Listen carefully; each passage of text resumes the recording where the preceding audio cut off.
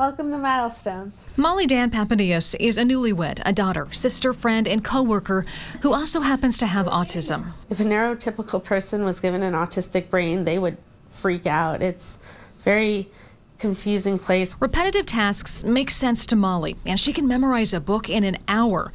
But she struggles with sensory issues that you might not think twice about. I have a tendency to not understand things the first time, or not even to just hear it correctly, to process it. And this is pretty much the only job I've ever had where I could ask as many times as I need to and no one's going to get angry. Some people with autism display savant-like qualities, being able to pick up an instrument and play with expert-like precision, or photographic memory, able to recite back pages of text or dialogue. The bosses really need to realize that people with autism are probably one of the world's greatest assets. Every person with autism spectrum disorder is different and their skills unique, but so many who wish to work are being shut out.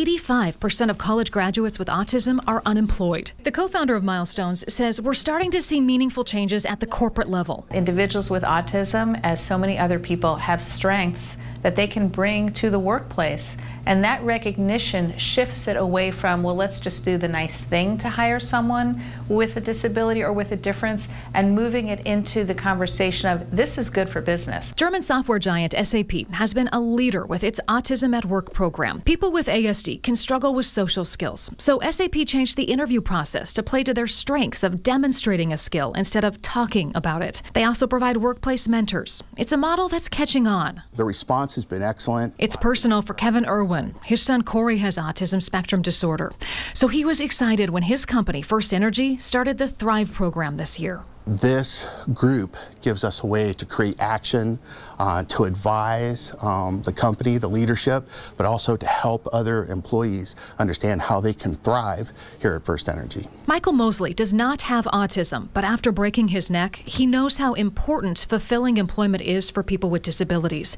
He says Thrive is making a difference. A way to unite us and empower us all to be ourselves, so instead of me just having to come to work and be a number, I can come to work as Michael Mosley, a disabled, man of color. I don't have to be uncomfortable about these things. Power management company Eaton in Cleveland also launched a new inclusion employee resource group this year called Enable. Companies abroad and at home working to level the playing field so your son, daughter, friend, or coworker can share in the success. And that's what inclusion is all about. In Cleveland, Katie Usin, News 5.